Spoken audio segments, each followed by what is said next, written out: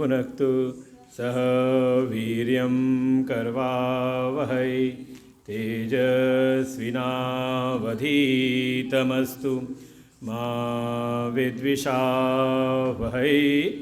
ॐ शान्तिः शान्तिः शान्तिः।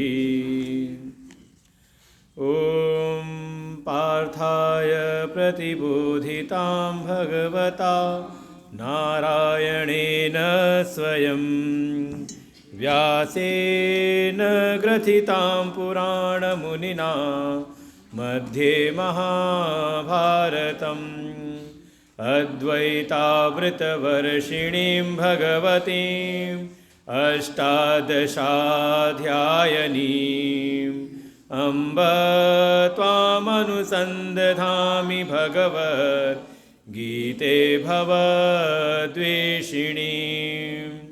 नमोऽस्तु ते व्यासविशालबुद्धे फुल्लारविन्दायतपत्रनेत्र येन त्वया भारततैलपूर्णं प्रज्वालितो ज्ञानमय प्रदीप प्रपन्नपारिजाताय स्तोत्रवेत्रैकपाणये ज्ञानमुद्राय कृष्णाय गीतामृतदुहे नमः। सर्वोपनिषदो गावो दुग्धा गोपालनन्दन पार्थो वत्स सुधीर्भोक्ता दुग्धं गीतामृतं महत्। वसुदेवसुतं देवं कंसचाणूरमर्दनं देवकी परमानन्दं कृष्णं वन्दे जगद्गुरुं। भीष्मद्रोणतटा जयद्रथजला गान्धारनीलोत्पला शल्यग्राहवती कृपेण वहनी कर्णेन वेलाकुला अश्वत्थामविकर्णघोरमकरा दुर्योधनावर्तिनी सोत्तीर्णा खलु पाण्डवैरणनदी कैवर्तकः केशव। पाराशर्यवचः सरोजममलं गीतार्धगन्धोत्कटं नानाख्यानककेसरं हरिकथा सम्बोधनाबोधितं। लोके सज्जनषट्पदैरहरः पेपीयमानं मुदा भूयाद्भारतपङ्कजं कलिमल प्रध्वंसिनः श्रेयसे। मूकं करोति वाचालं पङ्गुं लङ्घयते गिरिं यत्कृपातमहं वन्दे परमानन्दमाधवम्। यं ब्रह्मा वरुणेन्द्ररुद्रमरुता स्तुन्वन्ति दिव्यैस्तवैः वेदैः साङ्गपदक्रमोपनिषदैः गायन्ति यं सामगा। ध्यानावस्थिततद्गतेन मनसा पश्यन्ति यं योगिनो यस्यान्तं न विदुसुरासुरगणा देवाय तस्मै नमः देवाय तस्मै नमः।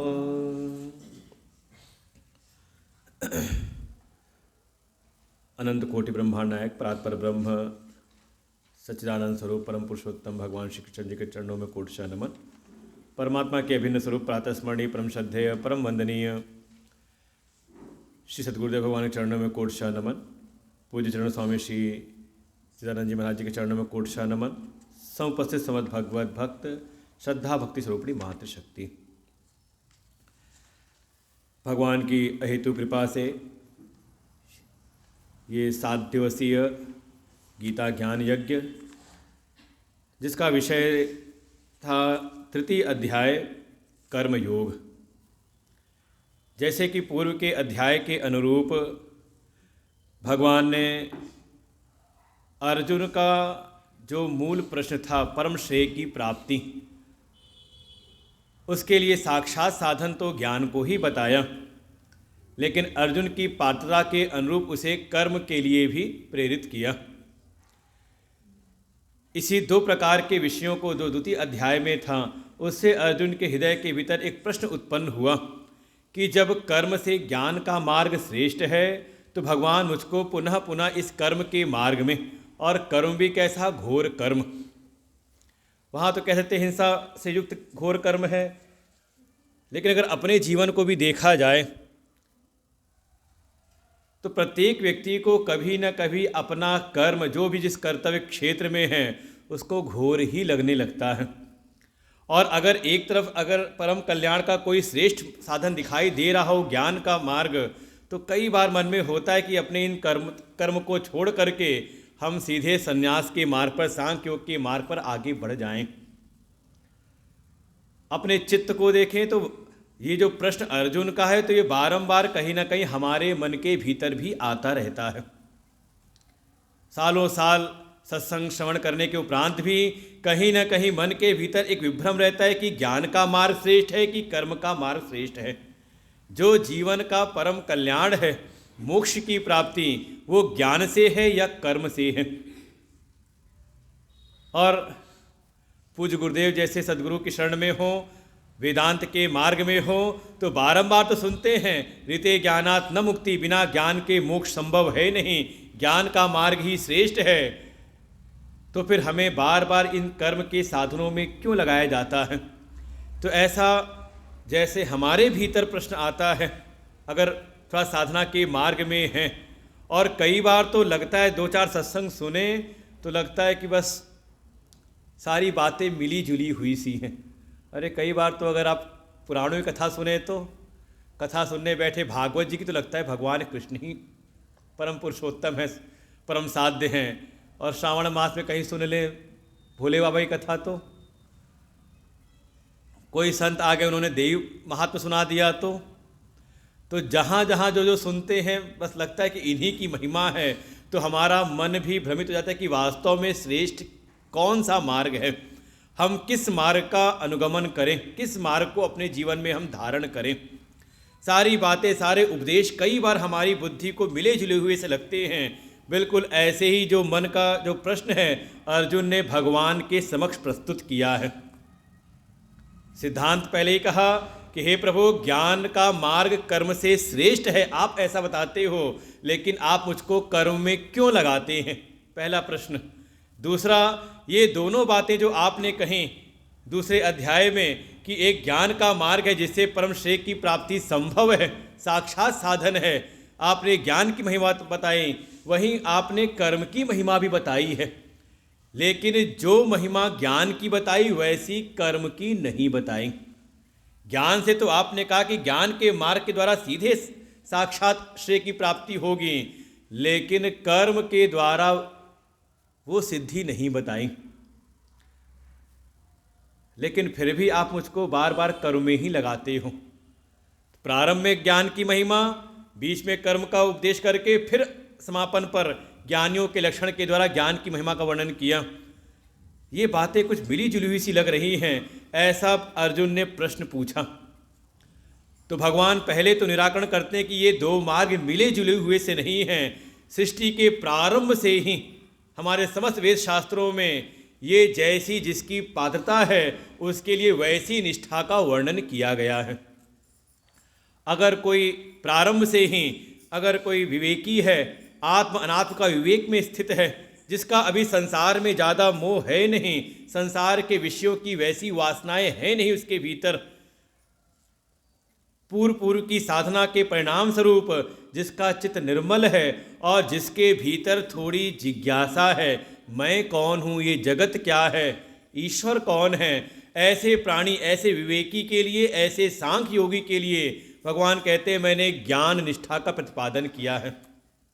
और वहीं इससे परे जो दूसरे प्रकार के अधिकारी हैं, जिनके चित्त में थोड़ी संसार की वासनाएं भरी पड़ी हैं, थोड़े संसार के विषयों की कामनाएं हैं, तो उनके लिए, ऐसे योगियों के लिए, उनके लिए कर्म की निष्ठा का प्रतिपादन किया है। तो तीसरे श्लोक में तो स्पष्ट कह दे कि बातें मिली जुली हुई सी नहीं हैं, बल्कि जैसा अधिकारी है, जैसा पात्र है, उसके लिए वैसे साधन बताए गए हैं। फिर भगवान उत्तर देना प्रारंभ करते हैं कि मुझको कर्म में ही क्यों आप लगाते हैं। तो लगभग चौथे श्लोक से लेकर के चौथे, पाँचवें, छठे, सातवें में लगभग भगवान इसी विषय के ऊपर केंद्रित रखते हैं अपना उत्तर कि कर्म क्यों करना अनिवार्य है। चौथे भगवान ने कह दिया बिना कर्म का प्रारंभ किए, कहा जो कर्म शून्यता की स्थिति है, निष्कर्म की स्थिति है, कहा वो प्राप्त हो नहीं सकती। कोई कर्म का प्रारंभ ही ना करे या कर्म को जो प्रारंभ कर रखा है बीच में ही उसको त्याग दे, लेकिन अभी ज्ञान की निष्ठा हुई नहीं है, तो कहा उसको फिर वो परम सिद्धि की प्राप्ति होती नहीं। क्योंकि वो चाह करके भी अगर जबरदस्ती अगर कर्म को छोड़े तो ऐसा संभव है नहीं, क्योंकि अभी वो प्रकृति से उत्पन्न इन गुणों से ही प्रकट हुए इन देह आदि में ही अभी वो स्थित है, अवस्थित है। इसलिए चाह करके भी वो बिना कर्म किए रह नहीं सकता। प्रकृति से उत्पन्न जो गुण हैं, उन गुणों से ही उत्पन्न ये देह गेह आदि का ये आपको परवश करके कर्मों में लगा ही देंगे। नहीं कश्चित क्षणमपि जात तिष्ठत अकर्मकृत, बिना कर्म किए कोई क्षण मात्र भी रह नहीं सकता जो अभी अज्ञान में है, अभी अविद्या में पड़ा हुआ जो है। और अगर कोई बलात् करता है तो अभी ज्ञान की प्राप्ति हुई नहीं, अभी भीतर संयम तो प्राप्त हुआ नहीं, लेकिन बलात् अपनी कर्म की इंद्रियों को रोक लेता है। कर्म का तो त्याग कर दिया, लेकिन भीतर मन के द्वारा जो ज्ञान इंद्रियों के विषय हैं उनका चिंतन करता है, उनकी आशाएं आकांक्षाएं उसके चित्त में बैठी पड़ी हुई हैं। तो कहा ऐसा प्राणी बाहर से संयमित दिखता हुआ भी, बाहर से निवृत्त दिखता हुआ भी, कहा वो निवृत्त है नहीं, बल्कि उसका ऐसा करना समझ लें कैसा है, तो कहा मिथ्याचार है। ये साधना नहीं बल्कि ये दंभ है, क्योंकि अभी उसकी जो इंद्रियां हैं मन के साथ संसार के विषयों में ही गमन कर रही हैं। तो उपाय क्या है? तो उपाय बताया 7वें श्लोक में। एक प्रकार से पूरा तीसरा अध्याय को देख लेते हैं एक दृष्टि से, कैसे कर्म करें। भाई जो छठा श्लोक है वो कर्म कैसे न करें और कैसी साधना करें ये बताया 7वें श्लोक में। कर्म करना तो अनिवार्य है, लेकिन कैसे करें? तो कहा वास्तव में संयमन का क्षेत्र कर्मेंद्रिया नहीं, बल्कि संयमन करो अपनी ज्ञान इंद्रियों पर, और उसमें सहायक बनाओ अपने संस्कारित मन को। जो सत्संग के द्वारा, सेवा के द्वारा जो संस्कारित मन है उसको माध्यम बना करके अपनी ज्ञान इंद्रियों पर संयमन करो, अर्थात अपने आहार की शुद्धि। अपने आहार की शुद्धि करते हुए कहा फिर जो भी भीतर शक्ति संचय हैं उसके द्वारा आप कर्म करें कर्मेंद्रियों से। बस सावधान रहें, असक्त अनासक्त होकर के अपने निज स्वार्थों का, अपने भीतर जो भोग वृत्ति है उनसे उनको बिल्कुल किनारे करके, अपने स्वसंकल्पों का त्याग करके, पहली आहार की शुद्धि और दूसरा अपने निज संकल्पों का त्याग, अर्थात समर्पण भावना के साथ में कर्म करें तो आपके कर्म योग की संज्ञा प्राप्त कर लेते हैं। इस भावना के साथ अपने जो भी नियत कर्म हैं उनको करते रहो, क्योंकि कर्म न करने से कर्म श्रेष्ठ है। और अगर कोई कर्म में वर्तन न करे, आलस्य में पड़ा रहे, तो उसके शरीर की यात्रा भी ठीक प्रकार से नहीं चलती, बल्कि शरीर की यात्रा भी प्रसिद्धि को प्राप्त नहीं होती। संसार में जिसको भी कोई प्रसिद्धि मिली है तो अपने कर्म के आधार पर ही, कर्म के बल पर ही। कर्म बंधनकारी तो हैं, ये जो मन के अंदर शंका है, भगवान कहते हैं बिल्कुल कर्म के कारण ही ये जीव बंधन में पड़ा हुआ है। लेकिन कौन से कर्म? कहा जो यज्ञ की भावना से नहीं किए जाते हैं, जो स्वार्थ प्रेरित होकर के कर्म करते हैं, कामनाओं से प्रेरित होकर कर्म करते हैं, तो वो संसार में बंधनकारी हैं। क्योंकि किसी की भी जो कामनाएं हैं, कामनाएं कभी भी शांत नहीं होती। ये कामनाओं का ही स्वरूप है। आखिर में बिल्कुल इसी पे आके उपसंहार करेंगे। प्रत्येक प्राणी साधक के लिए कामनाएं ही शत्रु के रूप में हैं। क्योंकि कामना, आप एक कामना मन में आए उसको पूरा करें, उसकी पूरा होते होते ही कहा वो 10 नई कामनाओं को उत्पन्न कर देते हैं। कामनाएं कभी भी तृप्ति की ओर जाती नहीं। इसलिए अपनी कामनाओं से प्रेरित होकर के भोग वृत्ति से अगर कोई कर्म में लगता है तो ये कामनाएं और भोग की वृत्ति कभी शांत होती नहीं, अर्थात उसको कर्म के बंधन में डाल देती हैं। तो उपाय है यज्ञार्थ भावना से कर्म किया जाए, अर्थात समर्पण भाव से ईश्वर को अर्पित करके प्रयोजन अपना स्व का ना हो बल्कि प्रयोजन किसी श्रेष्ठ का हो। जितनी जितनी मात्रा में अपना जो प्रयोजन है व्यष्टि से समष्टि की ओर जाता है, समष्टि संकल्प हमारे जीवन में आते हैं, उतनी ही हमारी सामर्थ्य भी बढ़ती है और उतनी ही मात्रा में हमारा चित्त शुद्ध होते हुए का वो हमें मुक्ति के मार्ग में आगे बढ़ा देता है। इसे तदर्थम कर्म कौन्तेय मुक्त संगः समाचरः। इसलिए अपने निज संकल्पों का, निज आग्रहों से अनासक्त हो करके, अपने स्वार्थ से बिल्कुल ममता को त्याग करके कहा आप कर्म करें, बस कर्म में लापरवाही भी ना हो, सम्यक आचरण जीवन में हो। क्योंकि ये सारी सृष्टि में ही ये त्याग की भावना चल रही है। एक यज्ञ की भावना समाहित है पूरी सृष्टि में ही, और पूरा सृष्टि का एक क्रम दिखाया है। 10वें, 11वें, 12वें, आगे पूरा जो प्रसंग है लगभग 16वें श्लोक तक 10वें शुरू किया है कि ये जो यज्ञ की भावना है, त्याग की भावना है, यही हमारी नैसर्गिक भावना है। जब हम त्याग को आधार बनाकर जीवन जीते हैं तो ही हमें जीवन में सुख की प्राप्ति होती है। और जब आप त्याग को किनारे करके भोग वृत्ति से लगते हो तभी कहीं ना कहीं आपके जीवन में अतृप्ति, और अतृप्ति आपको दुख की ओर ले जाती है। इसलिए ये यज्ञ की भावना, त्याग की भावना ही भगवान कहते हैं एक कामधेनु गौ के समान है। आपको जो चाहिए हो वही आप संसार में त्याग करो, परस्पर भाव से जीवन जीना प्रारंभ कर दें। जो भी देव हैं, जो भी श्रेष्ठ हैं, आदर के पात्र हैं, उनके लिए आप कार्य करो। आपकी सेवा के द्वारा जब वो वृद्धि को प्राप्त होंगे, तृप्त होंगे, तो बदले में वो भी आपको तृप्ति प्रदान करेंगे। इसलिए परस्परम भावयन्तः श्रेयः परमवाप्स्यथ। और ऐसे परस्पर भाव के साथ जीवन जीते हुए अर्जुन, जो तुम बात कह रहे थे परम श्रेय की प्राप्ति, तुम भी श्रेय के पात्र बन जाओगे, श्रेय की प्राप्ति कर लोगे। लेकिन इस संसार में अगर कोई ऐसा न करे तो जो भी श्रेष्ठ जन हैं, पूज्य जन हैं, देवगण हैं, उनसे भोग की प्राप्ति तो कर ले, सबसे चाहे कि हाँ सब मेरे लिए कार्य करें, सब मेरे लिए ही अब सब कुछ मुझे प्रदान करें, लेकिन बदले में उनको सेवा न दे तो कहा वो फिर ऋण वाला जीवन जीता है और केवल कह सकते हैं वो जीवन में पाप ही कमाता है। जो केवल केवल लेने में ही लगा रहे, मुझको क्या मिलेगा, बदले में देने की भावना जिसके भीतर ना हो, तो इस भावना के साथ वो जो भी भोग करता है वास्तव में पाप ही खाता है। और इसके विपरीत जो यज्ञ की भावना से, त्याग की भावना के साथ में सबका सबकी सेवा करते हुए बचे हुए से अपना जीवन यापन करता है, कहा वो समस्त पापों से मुक्त हो जाता है, उसका हृदय निर्मल शुद्ध होता है। और जो केवल और केवल अपने लिए ही, अपने स्वार्थ पूरित कर्मों में ही लग करके अपने स्वार्थ में जीवन जीता है, वास्तव में उसको स्पष्ट कह दिया वो तो पाप ही खा रहा है, उसका जीवन पापायु हो रहा है। क्योंकि सारी सृष्टि में देखें तो ये चक्र एक चल रहा है, कर्म का चक्र चल रहा है। ये जो समस्त प्राणी हैं इनकी उत्पत्ति अन्न से है। जो अन्न है कहा वो यज्ञ वर्षा से हो रहा है, वर्षा यज्ञ से, यज्ञ कर्म से उत्पन्न होते हैं, कर्म कहा वेद से, और वेद साक्षात पर ब्रह्म की श्वास प्रश्वास रूप हैं।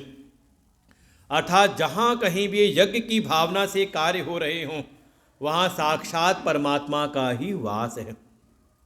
इसलिए भगवान की प्राप्ति करनी हो, भगवत अनुभूति करनी हो जीवन में, तो उपाय यही है, यज्ञ की भावना, त्याग की भावना, और कोई उपाय है नहीं। और जो इस संसार में इस सृष्टि चक्र का अनुवर्तन नहीं करता है, हेतु बनता है उसका अपना स्वार्थी जीवन। भगवान ने कह दिया कि कारण क्या है, कहा इंद्रिया राम, जो इंद्रियों में ही, इंद्रियों के भोग में ही आराम कर रहा है, इंद्रियों के भोग में ही लगा हुआ है, भोग वृत्ति से जीवन जी रहा है, वास्तव में उसकी जो भी आयु है वो पाप करते हुए ही बीत रही है। इसलिए ऐसे प्राणी का जीवन तो व्यर्थ ही है। मोघम पार्थ जीवति, तो कब तक करना है ये? भगवान वहाँ पर एक दूसरी दृष्टि दिखाते हैं, कृतार्थ महापुरुषों के लक्षण, ज्ञानी के लक्षण बताते हैं कि जब तक ऐसी स्थिति न आ जाए तब तक कर्तव्य कर्म करना अनिवार्य है। और ये दृष्टि आ जाए, कैसी दृष्टि? कहा जैसे एक इंद्रियाराम है जो इंद्रियों के विषय भोग में ही रत है, रमण कर रहा है, उसी में तृप्ति ढूंढ रहा है, उससे बिल्कुल ठीक विपरीत का जिसकी रति, तृप्ति और संतुष्टि केवल और केवल अपने आत्म स्वरूप में ही स्थित है। यस्त्वात्मरतिरेव स्यात् आत्मतृप्तश्च मानवः आत्मन्येव च संतुष्टः तस्य कार्यम न विद्यते। जिसकी ऐसी स्थिति हो चुकी, जो अपने स्वरूप में अवस्थान कर चुका है, का उसके लिए अब कोई भी कर्तव्य शेष नहीं है, क्योंकि कर्तव्य होते ही उसके लिए हैं जिसके जीवन में कोई न कोई प्राप्तव्य अभिशेष है। और जिसके जीवन में कोई प्राप्तव्य नहीं, का उसके लिए कोई कर्तव्य बंधन नहीं है। वो करे तो समझ ले समाज के लिए एक दिशा दिखाने का कार्य करता है। इसलिए उपाय तो यही है, बिल्कुल अनासक्त भाव के साथ अपने जो भी कर्तव्य कर्म हैं, कहा वो प्राणी करता रहे। तस्मात् असक्तः सततम कार्यम कर्म समाचर असक्तो ह्याचरन कर्म परमाप्नोति पुरुषः, कहा वो परम तत्व को प्राप्त कर लेता है। उपाय वही है, अपने जो भी कर्तव्य कर्म हैं, जो भी हमारे नियत कर्म हैं, जो हमें करने ही चाहिए, चाहे हमारी शास्त्रीय स्थिति हो, चाहे सामाजिक स्थिति के अनुसार, अपने पहचान के अनुसार, जो भी हमारे कर्तव्य, जो नियत कर्म हैं, उनको अनासक्त भाव के साथ, कहीं पर भी कोई ममता न बनाते हुए, न कर्म में और ना ही कर्म फलों में किसी प्रकार की कोई ममता आसक्ति न बनाते हुए अपने कर्तव्य कर्म करते रहे। जो ऐसा करता है अपने कर्तव्य कर्म करते करते, कहा उसका हृदय शुद्ध होता है और अपने अंतःकरण शुद्धि द्वारा ही वो उसी ज्ञान योग में ही स्थित हो जाता है और परम स्थिति को प्राप्त हो जाता है। महिमा बताई इसकी अनेकों अनेकों दृष्टांत दे करके, लगभग 20वें से लेकर के भगवान 24वें श्लोक तक यहाँ पर दृष्टांत देते हैं। जिस परिस्थिति में अर्जुन स्वयं है, एक क्षत्रिय वर्ण का है, राजवंश के अंतर्गत है, गृहस्थ आश्रम में है, तो भगवान दृष्टांत भी देते हैं। देख तेरे जैसे ही बहुत सारे राजर्षियों ने, प्रमुख रूप से जनक आदि जो राजा हुए, जनक अश्वपति आदि राजा, उन्होंने कर्म को ही आधार बना करके अपने जीवन में संसिद्धि की प्राप्ति की, और संसिद्धि प्राप्त होने के उपरांत भी कहा वो कर्मों में वर्तन करते रहे। हेतु केवल एकमात्र था लोक संग्रह। संसार के जो प्राणी हैं उनकी उन्मार्ग में, उल्टे मार्ग में प्रवृत्ति ना हो जाए, क्योंकि हर एक प्राणी किसी न किसी के लिए श्रेष्ठ होता है, बड़ा होता है, एक आदर्श के रूप में होता है। इसलिए अपने जो भी अनुगामी लोग हैं, जो भी हमें आदर्श रूप में स्वीकार कर रखे हैं, उनको सही मार्ग में लगाए रखने के लिए भी जो कृतार्थ पुरुष हैं, जो ज्ञानी महापुरुष हैं, वे भी कर्म का पालन करते हैं।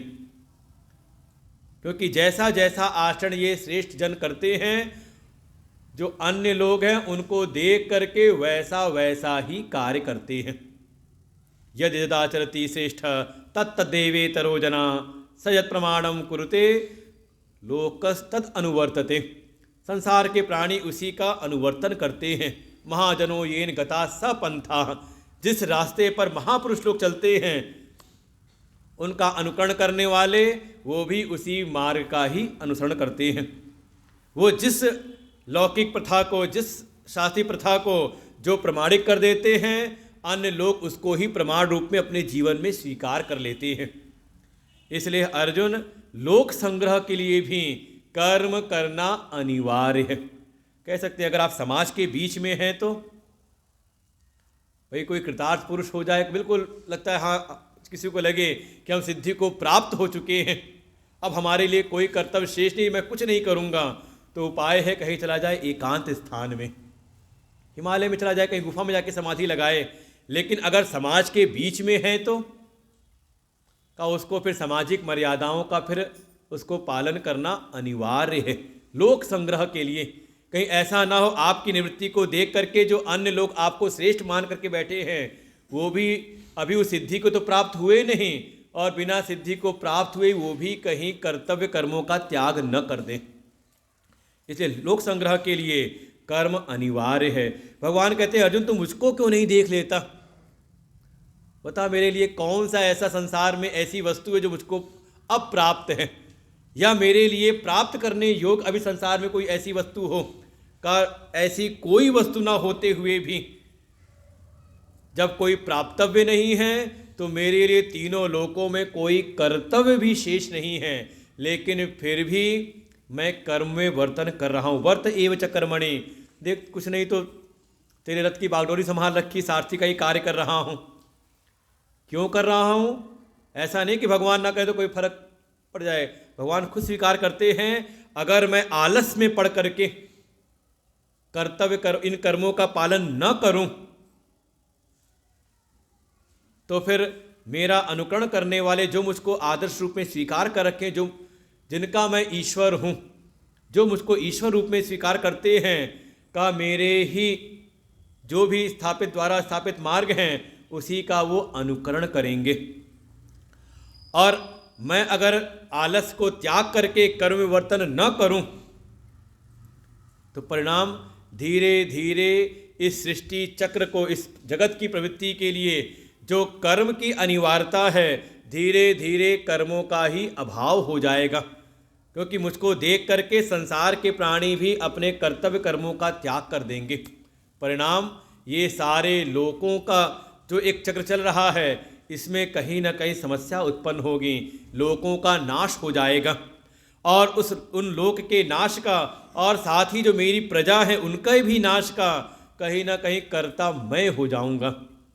इसलिए मैं बिल्कुल इस संसार में आकर के बिल्कुल वैसे ही कर्म करता हूँ, वैसे ही सारे कर्तव्यों का पालन करता हूँ जिससे कि मुझको मानने वाले वो भी अपने जीवन में कर्तव्य कर्मों का पालन करें। और समाज में सिखाया भी जाता है ये चीज़, देखो प्रभु श्री राम जैसा जीवन जियो, हर एक जगह पे आदर्श स्थापित किया जाता है।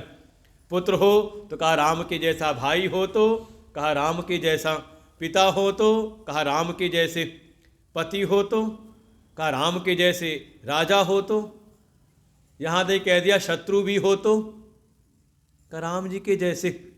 बिल्कुल हर एक जगह पे आदर्श स्थापित करते हैं जिससे कि समाज के लोग भी उन मर्यादाओं का पालन करते हुए अपने जीवन को उत्कर्ष की ओर ले जा सकें। इसलिए आदेश देते हैं भगवान। एक प्रसंग बिल्कुल वो लोक संग्रह वाले को लेकर के आए 2 श्लोकों में 25, 26 और पुनः फिर 29वें श्लोक में कि जो भी साधना करके उस ज्ञान योग में स्थित हो चुके हैं, जो भी विद्वान हो चुके हैं, वे जब समाज के बीच में रहें तो जो समाज में अभी आसक्त लोग हैं, जो अभी अपने कर्मों में आसक्त हैं, फल में आसक्त हैं, अविद्वान हैं, वो जैसे जैसे कर्म करते हैं उनके बीच में रह करके वो ज्ञानी जो है, जो विद्वान है, वो भी वैसे ही कर्म करे और उनके बीच में कर्म करते हुए उनको वहीं से धीरे धीरे आगे की ओर लेकर के जाए। कारण एक ही है, कहा लोक संग्रह के लिए, जिससे कि उन लोगों की जो प्रवृत्ति है किसी उल्टे मार्ग में ना हो जाए, उनके बीच में रहते हुए उनको उन्हीं के स्तर से धीरे धीरे कर्म में लगाते हुए आगे बढ़ाए। उनके भीतर जो अभी अज्ञान में पड़े हुए हैं, जो कर्म में ही आसक्त हैं, उनकी बुद्धि में भेद उत्पन्न ना करें। न बुद्धि भेदम जनयेद, बल्कि उनको उन्हीं कर्मों में लगा करके उन कर्मों से ही धीरे धीरे उनको आगे बढ़ाएं। ऐसे जो भी विद्वान जन हैं, तो अंतर क्या है दोनों में, ये बहुत मुख्य था कि एक जो अज्ञान में पड़ा हुआ संसारी है वो भी संसार में रह रहा है, और उन्हीं के बीच में जो ज्ञानी हैं, जो कृतार्थ महापुरुष हैं, सिद्ध महापुरुष हैं, वे भी रह रहे हैं। दोनों बाहर से देखने बिल्कुल एक जैसे ही लगते हैं। कल दृष्टांत दिया था, वो केदारनाथ की यात्रा में जाते समय बीच में एक पड़ाव है, जो चढ़ रहा है ऊपर की ओर जा रहा है वो भी जाके वह पड़ाव पे रुका हुआ है, चाय समोसा खा रहा है, और एक जो दर्शन करके वापस आ रहा है वो भी उसी पड़ाव पर बैठा है, चाय समोसे खा रहा है। तो बाहर से दोनों की स्थिति समान है, लेकिन भीतर का एक जो अभी जा रहा है, जिसको दर्शन हुए नहीं, उसके भीतर कौतूहल है एक प्रकार से, कब दर्शन होंगे। एक बेचैनी सी है, दर्शन होंगे कि नहीं होंगे, वहाँ रहने को मिलेगा कि नहीं मिलेगा, वहाँ का मौसम कैसा होगा, एक बेचैनी सी उसके भीतर है। लेकिन दर्शन करके वापस लौट रहा है वो का उसका चित्त निश्चिंत है, एक प्रफुल्लित भी उसका हृदय है, आनंद उसके हृदय में है, अरे बड़े अच्छे दर्शन प्राप्त हुए। लेकिन बाहर से दोनों सामान्य हैं। ऐसे ही कहा जो अज्ञानी है उसकी स्थिति कैसी है, कहा वो प्रकृति के गुण में से बने इन देह में ही आसक्त होकर के प्रकृति के गुणों से जो भी क्रियाएं हो रही हैं, आत्मा में क्रिया नहीं है, आत्मा निष्क्रिय है, निर्गुण निराकार है, उस आत्मा में क्रिया नहीं है। लेकिन अज्ञान के कारण इस प्रकृति के गुणों से निर्मित इन देह में ही वो अहंकार भाव, अहम भाव कर लेता है, और ऐसा अहम भाव करके ये प्रकृति के गुणों में के द्वारा जो भी क्रियाएं हो रही हैं उनको अपनी क्रिया मान लेता है कि मैं करने वाला हूँ, अहम कर्ता इति मन्यते, उसकी भीतर ऐसी मान्यता रहती है। और वहीं जो समाज में तत्वविद है, तत्ववेत्ता है, का वो गुण और कर्म के विभाग को अच्छी प्रकार से समझ करके वो जान लेता है कि प्रकृति के गुण से बना ये देह प्रकृति से गुणों से बने विषयों में कहा ये वर्तन कर रहा है। गुणा गुणेषु वर्तन्ते इति मत्वा न सज्जते, वो स्पष्ट साक्षी भाव से बैठा रहता है कि गुण ही गुण में वर्तन कर रहे हैं, इसलिए उन किसी भी क्रियाओं में आसक्त नहीं होता। ये अंतर है। जैसे कह सकते हैं एक अज्ञानी का और ज्ञानी का लक्षण, तो दृष्टांत दिया महापुरुषों ने, जैसे एक कच्चा नारियल है और एक सूखा हुआ नारियल है। बाहर से देखें तो खोल दोनों की एक जैसी लगती, कठोर सी, लेकिन अंतर क्या है, कच्चा जो नारियल है अभी जिसमें अंदर पानी है, उसको अगर फोड़े तो उसकी खोल के साथ जो उसकी गरी होती वो भी टूट जाती साथ में। लेकिन जो नारियल सूख गया है वो क्यों टूट गई गरी, क्योंकि अभी वो खोल से चिपकी हुई है। और वही नारियल जब सूख गया तो का वो खोल को छोड़ देता है, उसको तोड़े तो उसकी जो खोल है वो टूटती है, लेकिन जो गरी का जो गोला है का वो अलग निकल जाता है। का बिल्कुल अज्ञानी अभी देह गे में आसक्त है, इनकी क्रियाओं में अहम भाव करके सुखी दुखी होता है, लेकिन जो ज्ञानी है का वो इनसे बिल्कुल अनासक्त हो चुका है। वो अपने आत्मस्वरूप में स्थित होकर के इनकी क्रियाओं को बिल्कुल साक्षी भाव से देखता है, इनसे आसक्त नहीं होता, इसलिए इनके किसी भी गुण से उसका चित्त प्रभावित नहीं होता, समता में रहता है। ऐसा जीवन कहा। और ऐसा कहते हुए भगवान अब 30वें श्लोक में 29वें पुनः वही बात कही, जो इस ज्ञान को प्राप्त कर चुके हैं वो अज्ञानियों को विचलित ना करें, वो जिस स्तर पर हैं वहीं से उनको सिखाएं, आगे बढ़ाएं। ये तो कई बार होता है, लोग अपने ज्ञान के अनुसार सामने वाले समझाना प्रारंभ कर देते हैं। वो कोई सुनाया संतों ने कि कोई एक बच्चा था, उसके मन में आया बारिश कैसे होती है, और चला गया अपने पिताजी के पास में, और पिताजी उनके बिल्कुल यूनिवर्सिटी में प्रोफेसर थे भौतिक विज्ञान के। और जब जाके उससे बच्चे ने पूछा तो पिताजी ने बताना शुरू किया, वो सूर्य की किरणें जो हैं जब तपती हैं, सूर्य के ताप से समुद्र का जो जल है वो भाप बनता है, और भाप बन करके धीरे धीरे ऊपर जाता है तो उसे बादल बनते हैं, और एक प्रक्रिया के द्वारा उन बादलों से फिर जहाँ होता है वहाँ बारिश हो जाती है। वो बच्चे को समझ में आया नहीं, छोटा बच्चा था अभी, वो 5-6 साल का। उसके कुछ पल्ले पड़ा नहीं। दोबारा पूछा, पापा ये बताओ बारिश कैसे होती है? वो फिर शुरू हुए, फिर उन्होंने पूरी प्रक्रिया बताई वैसी ही। 2 बार, तीसरी बार पुनः पूछा उसने। उसके बाद तो आया गुस्सा, चल भाग यहाँ से, बिना मतलब आकर के यहाँ दिमाग खराब कर रहा है। वो रोता रोता गया अपनी माँ के पास में। माँ ने पूछा क्या हो गया? वो बच्चे ने सारी बात बताई कि गया था पापा के पास पूछने की बारिश कैसे होती, पता नहीं क्या सुनाए जा रहे हैं वो सूरज और क्या बादल बनते, क्या क्या बताते जा रहे हैं। तो माँ ने कहा तू गया क्यों था उनके पास में? ये तो मैं बता देती हूँ तेरे को। वो अपना सब्जी काटते हुए अपना काम करते हुए बताने लगी। वो तो देखा था ना, एक देवताओं का राजा है इंद्र, वो बारिश वर्षा का देवता है, मेघों का देवता है। वो देखा ना वो किस पे बैठ के आता है? उस बच्चे ने बताया हाँ, बड़ा सा हाथी है उसके पास में जिसकी बड़ी सी सूंड है। कहा हाँ, वो उस हाथी पर बैठता है और वो मेघों का देवता है। तो उसको जब कहीं बारिश करानी होती है तो अपने हाथी को लेके जाता है सरोवर में। तो कभी चिड़ियाघर में लेके आके दिखाया था सर्कस में कि वो हाथी सूंड से पानी भर भर करके सबके ऊपर फेंक रहा था। तो कहा वो जो मेघों के देवता है, वर्षा के देवता है इंद्र, जब उनको कहीं बारिश करनी होती है तो अपने हाथी को लेके जाते हैं सरोवर के पास में। वो हाथी सरोवर से अपनी सूंड में पानी भर लेता है और फिर जहाँ जहाँ बारिश करनी पड़ती वहाँ वहाँ वो बौछार मार देता है। तो ऐसे हो जाती बारिश।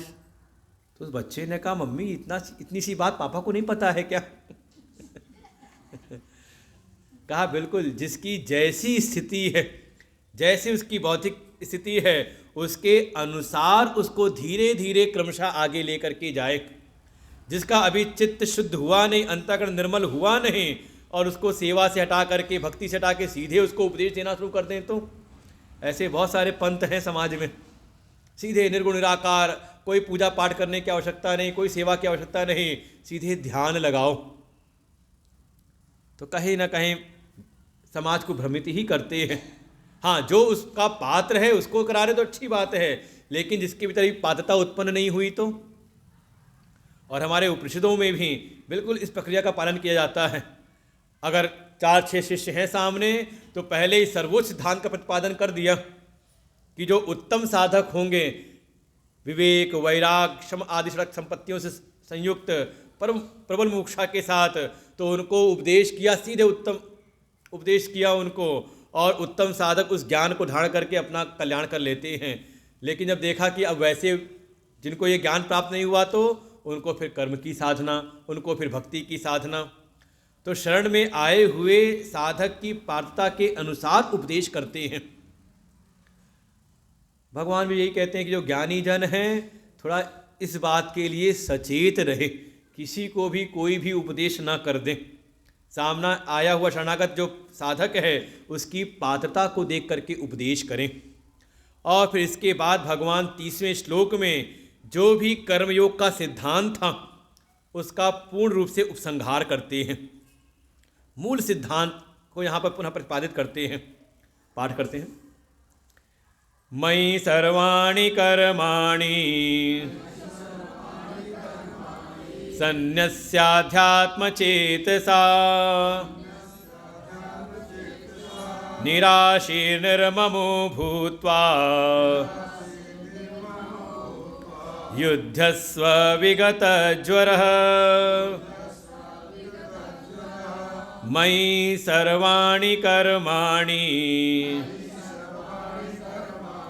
सन्न्यस्याध्यात्मचेतसा निराशीर्निर्ममो भूत्वा युध्यस्व विगतज्वरः। भगवान बिल्कुल उपसंहार करते हुए कि हे कृष्ण, हे अर्जुन, ये जो भी इस कर्मयोग की साधना में आना चाहता है तो उपाय क्या है? मुझ में ही सर्वाणि कर्माणि, अपने जो भी कर्म हैं मुझ में ही संन्यस्त कर दे। आधार क्या बनाए? तो कहा अध्यात्म चेतसा, थोड़ा अध्यात्म चेतसा हो जाए, अर्थात पहले साधना करके अपने बुद्धि विवेक को जगाए। और अध्यात्म चेतसा का बिल्कुल उपाय एक ही है। भगवान भाष्कर ने सीधे कह दिया अध्यात्म चेतसा का विवेक बुद्धि के द्वारा। तो ये विवेक बुद्धि कहाँ से आएगी? तो उपाय एक ही है, सत्संग, सद्गुरु की शरणागति। संतों के सानिध्य में रह करके थोड़ा सत्संग प्रवचन सुनते हुए अपने भीतर विवेक बुद्धि को उत्पन्न करें और विवेक बुद्धि के साथ अपने समस्त कर्मों को मुझ में ही संन्यस्त कर दे, मुझ में ही अर्पण कर दे। तो कैसे करें अर्पण? कहा कर्मों के समर्पण का अगर सीधे सरल अगर भाव कहा जाए तो भाव एक ही है कि हम जो भी कर रहे हैं वो किसके लिए कर रहे हैं, कर्म का प्रयोजन क्या है। ये बार बार आ रहा है इसी चीज को। कर्म का प्रयोजन अपने संकल्प हैं, अपना स्वार्थ है, या कोई श्रेष्ठ उस जगह पर है, श्रेष्ठ के लिए।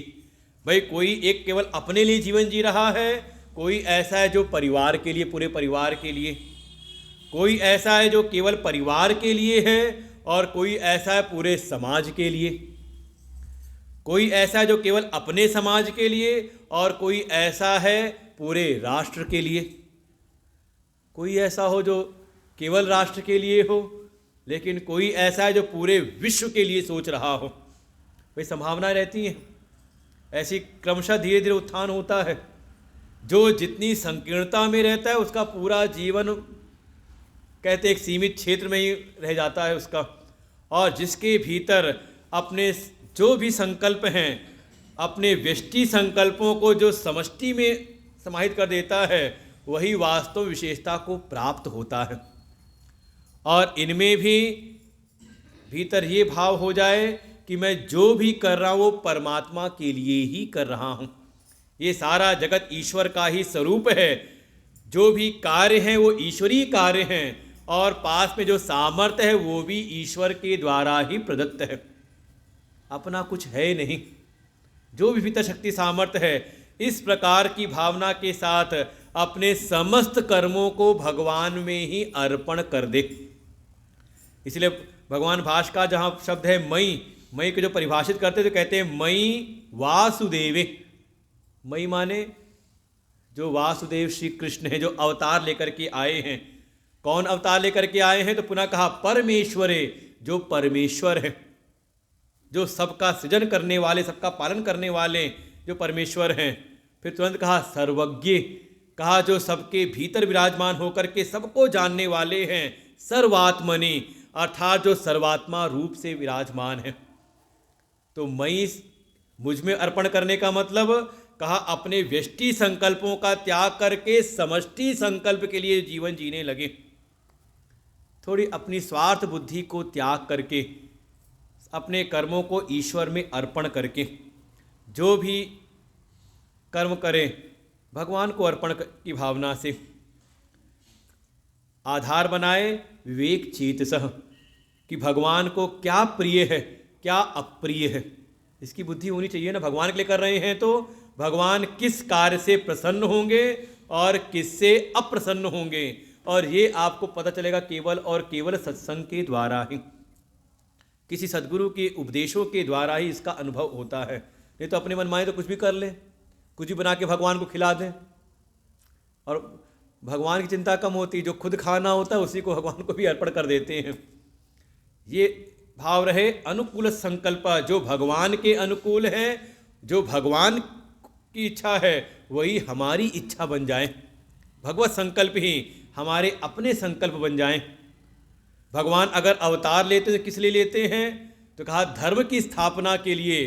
तो यही संकल्प हमारे जीवन का भी हो कि हम भी धर्म की स्थापना में अपना सहयोग करें। भगवान अगर आ रहे हैं विप्रधेनुसुर संत हित लीन मनुज अवतार, ब्राह्मणों की रक्षा के लिए अर्थात वेद के कर्म कांड की रक्षा के लिए, तो थोड़ा हम भी उसमें अपना सहयोग करें। भगवान अगर गौ की रक्षा के लिए आ रहे हैं तो थोड़ा गौ की सेवा में हमारा भी योगदान हो। भगवान अगर देवताओं की रक्षा के लिए तो हमारा भी थोड़ा योगदान, इस अपनी जो दैवी प्रकृति है इसके संरक्षण के लिए हमारा जीवन हो। और भगवान अगर संतों पर कृपा करने के लिए, संतों की रक्षा के लिए, तो हमारी भी थोड़ा जो योगदान हो संतों की सेवा में लगे। समझ यही है अपने संकल्पों को भगवत संकल्पों में विलीन करना। मयि सर्वाणि कर्माणि, विवेक को आधार बना करके भगवान में अपने समस्त कर्मों का जो अर्पण कर दे, समर्पण कर दे। बस ये है, इस कार्य को करने में कह सकते हैं 3 बाधाएं हैं, और उनको अगर कोई जीत ले तो वही कह सकते हैं उसके लिए सहायक बन जाती हैं। कौन कौन सी बाधा हैं? तो कहा, अगर भविष्य के प्रति कोई आशा बना करके बैठे हुए हैं तो आप ये कार्य कर नहीं सकते। फिर कहीं ना कहीं वर्तमान में चीज़ों में अगर आपका ममत्व बहुत ज़्यादा है, ममता बहुत ज़्यादा है, देह गे में ही ममता बहुत ज़्यादा है, तो भी आप ये कर्म कर नहीं सकते, समर्पण हो नहीं सकता। और तीसरा, भविष्य के प्रति आशा हो तो थोड़ा कहीं ना कहीं भय भी बना रहता है, हमेशा एक डर लगा रहता है, होगा कि नहीं होगा। और परिणाम थोड़ा बहुत कुछ करते हुए का एक भीतर ज्वर संताप रहता है, पता नहीं होगा कि नहीं होगा। तो भगवान कह रहे हैं, जब भी कर्मों का समर्पण करें तो 3 चीज़ों से रहित रह करके, ममता, भविष्य के प्रति जो आशाएं हैं और जो भीतर संताप है, इनको किनारे करके निराशी निर्ममो भूत्वा युद्धस्व विगत ज्वरः, इन तीनों से मुक्त हो करके, ममता, आशा और ये जो भय है, जब भगवान के लिए अपने कर्मों को अर्पण कर दिया, भगवान की शक्ति कार्य कर रही, भगवान का ही कार्य है, तो फिर जो भी फल है वो भगवान की कृपा से प्राप्त होगा ही होगा। फिर उसके प्रति कोई भीतर कोई संताप ना हो, और फिर कहीं पर ममता करने की भी कोई आवश्यकता है नहीं। ऐसा भगवान ने बिल्कुल कर्म योग के सिद्धांत को स्थापित करके अब इसकी फलश्रुति बताते हैं कि ये जो मेरा मत है, 31वां और 32वां पाठ कर लेते हैं। ये मे मतमिदं नित्यम् अनुतिष्ठन्ति मानवाः श्रद्धावन्तो न सूयन्तो मुच्यन्ते तेऽपि कर्मभिः ये त्वेतदभ्यसूयन्तो नानुतिष्ठन्ति मे मतम् सर्वज्ञानविमूढांस्तान् विद्धि नष्टान चेतसः। ये जो कर्म योग की बुद्धि बताई भगवान ने, भगवान कहते हैं इस मत को, इस मेरे मत को, ये मे मतम, ये जो मेरा मत है कर्म के विषय में, इसका जो कोई भी मनुष्य, मानवा जो कोई भी मनुष्य इसका अनुष्ठान करता है, इसको अपने जीवन में धारण करता है, पालन करता है, कैसे का श्रद्धावान हो करके। भगवान ने कहा है तो यही हमारे जीवन के लिए कल्याणकारी है, परम सत्य है। श्रद्धावान हो करके, इसमें किसी प्रकार की कोई दोष बुद्धि नहीं करता, अनुसूयंतः, दोनों चीज़ें, श्रद्धावान भी हो और साथ ही अनुसूया भाव भी हो, उसमें किसी प्रकार का कोई दोष दृष्टि ना करे। और जब अनुष्ठान करे तो ये नहीं कि कौन सा महीना चल रहा है, माघ का महीना, तपस्या ज़्यादा करनी चलते हैं प्रयागराज, या फिर श्रावण मास आ जाए, कोई नवरात्रि आ जाए। भगवान कह रहे हैं कोई समय धारा सीमित करके नहीं, कहा नित्यम, जो भी जीवन आयु है उसमें नित्य ही श्रद्धावान हो करके, इसमें किसी प्रकार की कोई दोष दृष्टि न करते हुए, जो कोई भी इस कर्म योग का पालन करता है, जीवन में समर्पित भाव से अपने कर्मों को करता है, मुच्यन्ते तेऽपि कर्म भी, वो समस्त कर्मों से, चाहे वो पाप हो चाहे पुण्य हो, क्योंकि दोनों ही कर्म का बंधन देते हैं, वो अपने समस्त कर्म बंधनों से कहा वो मुक्त हो जाता है। अच्छा, इसके ठीक विपरीत जो ऐसा है जो इसमें दोष बुद्धि करता है, अभिसूयंत, ये तु एतद अभिसूयंत, जो इसमें दोष बुद्धि करते हुए, हर प्रकार से उसमें जगह जगह पर दोष दृष्टि करते हुए जो इसका अनुष्ठान नहीं करता है, न अनुतिष्ठन्ति, मेरे इस मत का अनुष्ठान नहीं करता है, वो वास्तव में अपने भीतर के सर्व ज्ञान को, सर्व ज्ञान विमूढ़ांस्तान, वो अपने सारे ज्ञानों से ही मोहित हो जाता है। कह सकते हैं उसको ना तो अपना ज्ञान होता है, ना जगत का ज्ञान होता है, उसको किसी का भी कोई ज्ञान होता नहीं। वो अज्ञान से ही मोहित हो जाता है। और ऐसे प्राणी को तो बस यही जानो कि उसका नाश हो गया है। विद्धि नष्टान अचेतसः, ऐसा जो अचेतसा, ऐसा जो अविवेकी है, उसका तो तुम नाश ही जानो। भाई जिसका ज्ञान नष्ट हो गया, जिसका विवेक नष्ट हो गया, तो का समझ लो उसका जीवन ही नष्ट हो गया। तो मन में शंका आई कि जब प्रभु आपका ये बनाया हुआ मत है, तो सब इसका पालन क्यों नहीं करते? भाई मन में, भाई भगवान का बनाया मत है ना, तो सभी लोग इसका पालन क्यों नहीं करते? भगवान के अनुशासन से डर के ही कर ले। तो भगवान आगे कहते इस शंका को ध्यान में रखते हुए कि जगत के जो प्राणी हो अपनी प्रकृति के वशीभूत रहते हैं। तो 3 श्लोकों में इसका, इस कर्म योग के मार्ग में जो बाधा है और उस बाधा को कैसे हम जीते, साधन क्या करें अपने जीवन में, भगवान उसका निरूपण करते हैं 3 श्लोकों में, 33वां, 34वां, 35वां। सदृशं चेष्टते स्वस्याः, सदृशं चेष्टते स्वस्याः, प्रकृतेर्ज्ञानवानपि प्रकृतिं यान्ति भूतानि, निग्रह किं करिष्यति, इन्द्रियस्येन्द्रियस्यार्थे रागद्वेषौ व्यवस्थितौ, तयोर्न वशमागच्छेत्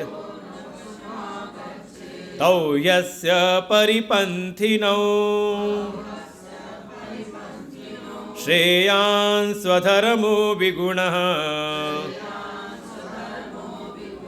परधर्मासनुष्ठितात्, स्वधर्मे निधनं श्रेयः परधर्मो भयावह।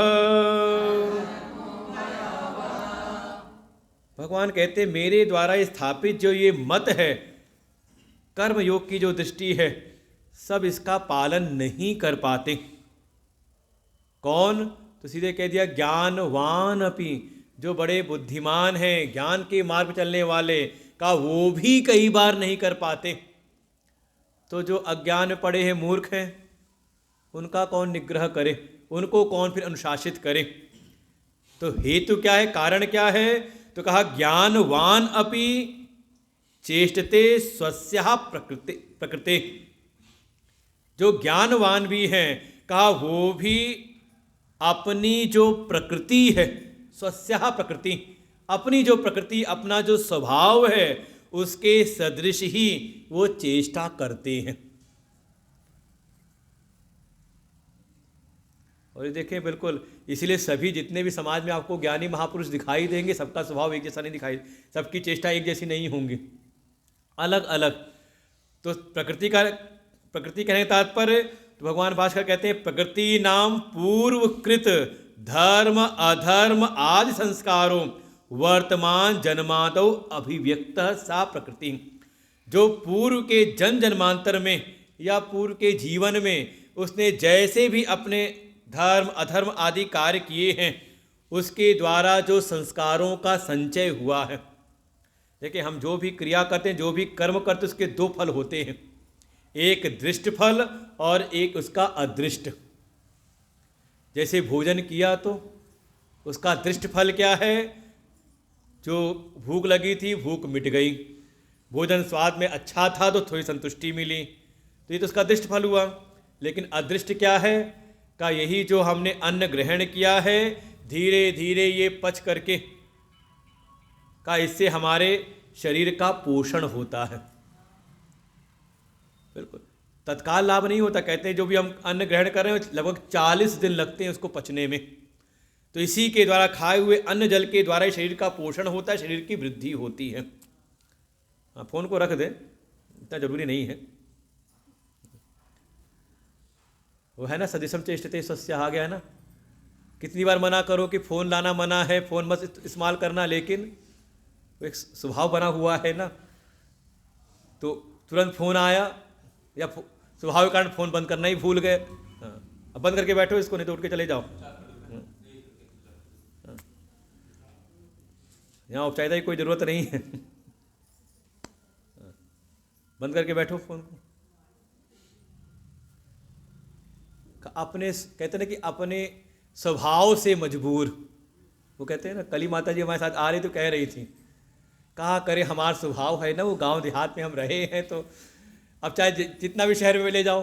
अच्छा, जितने लोग गए थे मॉरिशस में, 2-4-5 तो दिख ही रहे हैं, 2-4 तो वहाँ कैसा व्यवहार किया कि जैसा अपना स्वभाव बना हुआ, ठीक है पहुँच गए नए परिवेश में, लेकिन बहुत सारे काम सबने वही किए। किसी ने खाया वहाँ बिल्कुल हर दिन टेबल के ऊपर वो कांटे वाली चम्मच, एक छुरी, वो रोज़ लगा के रखते थे। भाई 4 स्टार होटल था तो उनकी रोज़ की वही थी सेवा।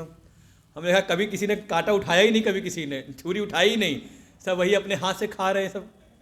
और वहाँ बाहर जो डाइनिंग थी, जो वहाँ विदेशी लोग थे, वो अपना खा रहे थे अपने हिसाब से, वो सब के सब।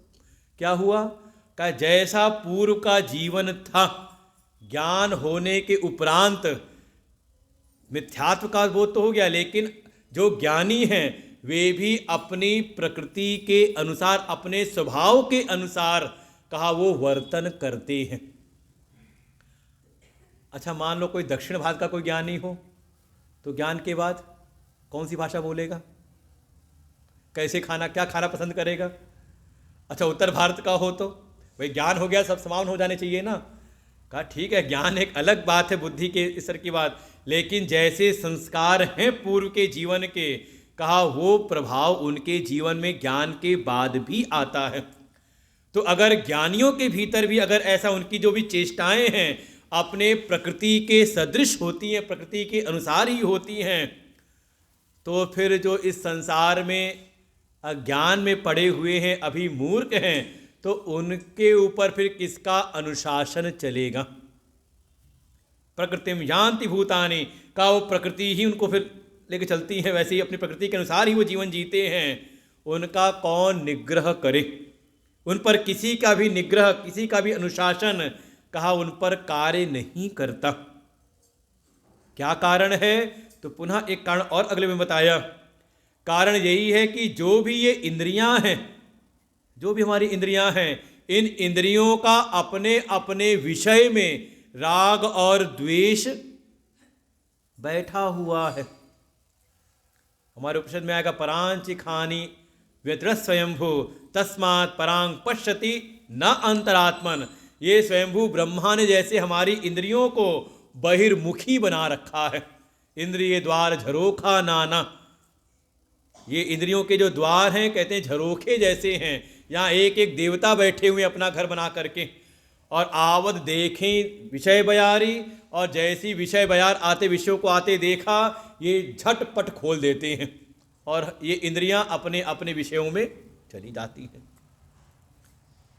कहा ये जो इंद्रियां हैं, इंद्रियों का इंद्रियों के विषय में राग और द्वेष व्यवस्थित है, बना हुआ है बिल्कुल प्राकृतिक रूप से। तो करना क्या चाहिए फिर, अगर सब अपनी प्रकृति के से चल रहे हैं, तो फिर ये उपदेश किसके लिए है। भाई कोई कह दे, कहा बिल्कुल ये स्वाभाविक है तो, लेकिन जिनके भी जीवन में श्रेष्ठ लक्ष्य धारण हो चुका है वो इसके वश में न आए। जैसे एक छोटे बच्चे का एक स्वभाव है, 4 बच्चे खेल रहे हैं तो उसका भी मन पढ़ने में लगता नहीं, वो भी जाता है खेलने के लिए, मन होता है कि चलो सब खेले तो मैं भी थोड़ा खेल आऊं। या फिर न चाहते हुए एक बार मोबाइल हाथ में उठाया और जहां वो व्हाट्सएप फेसबुक देखना शुरू किया, क्या हुआ, वो देखते देखते 2-2.5 घंटे बीत जाते हैं, पता चलता ही नहीं, लगता अरे 2 घंटे बीत गए, होता है कि नहीं होता। लेकिन जिनके जीवन में कोई श्रेष्ठ लक्ष्य निर्धारित है, तो श्रेष्ठ कार्य अगर किसी ने पकड़ रखा है, तो उसके तो साधन यही है कि अपने इन प्रकृति के ऊपर, अपने इस स्वभाव के ऊपर थोड़ा वो संयमन करे, इनके वश में ना हो। इंद्रियों का जो स्वभाव है, अपने विषयों में बहिर्मुखी हो रही हैं। लेकिन जिनको आत्मज्ञान के मार्ग में, श्रेष्ठ मार्ग में आगे बढ़ना है, तो अच्छा, कोई विद्यार्थी उसको अगर कंपटीशन पास करना है, तो अच्छे अंक अर्जित करने हैं, तो क्या करना पड़ेगा? स्वभाव तो है कि मन तो हो रहा है जाके खेलूं, मन तो है कि मोबाइल में 2-4 घंटे बिताऊं, लेकिन क्या है, अगर उसको अंक अर्जित करने हैं, प्रतियोगिता में उत्तीर्ण होना है, तो उसको अपने स्वभाव पर विजय पानी पड़ती है। तयोर न वशम आगच्छेत। भगवान कह रहे हैं, जो भी श्रेष्ठ मार्ग का अनुयायी है, जो भी अपना परम कल्याण चाहता है, वो इंद्रियों के वश में न हो। भाई ये हमारे करण है ना, तो करण क्या होना चाहिए? करण के वश में कर्ण का प्रयोग करने वाला हो, या प्रयोक्ता के वश में कर्ण हो। भाई हमारे कर्ण होते हैं ना, जैसे भोजन बनाना हो तो कलछुल उलछुल, चिमटा उमटा, क्या है? करण है ना। तो प्रयोक्ता के वश में होना चाहिए ना, कि प्रयोक्ता उसके वश में हो जाए। तो ये हमारे करण हैं, तो इनको अच्छी प्रकार से अपने वश में करके अपने जो भी उपयोगी कार्य हैं उसमें लगाएं, क्योंकि ये जो असंयमित करण है, इंद्रियां हैं, का यही हमारे कल्याण के मार्ग में परिपंथी हैं, विघ्न हैं, बाधाएं हैं, और कह दें तो यही लुटेरे हैं, यही हमारी संपत्ति को लूटने वाले हैं। जो इन इंद्रियों के वश में रह करके जीवन जीता है, ये इंद्रियां कभी विषय भोग से तृप्त होती नहीं, बल्कि धीरे धीरे ये जो भोक्ता है, इसकी ही शक्ति सामर्थ्य को क्षीण कर देती हैं। इसलिए जो भी कल्याणकामी हैं, इनमें जो भी राग द्वेष है इंद्रियों के विषय में, इस राग द्वेष के वशीभूत न हो। क्योंकि जो भी राग द्वेष के वशीभूत होता है, तो वो कहीं ना कहीं अपने स्वधर्म का त्याग करके परधर्म का अनुष्ठान करने लगता है। भगवान कह रहे हैं आगे कि अच्छी प्रकार से अनुष्ठान किया हुआ परधर्म से अच्छा है थोड़ा गुण से हीन भी दिखाई देता हुआ अपने स्वधर्म का पालन करना। स्वधर्मे श्रेयांस धर्मो विगुणः।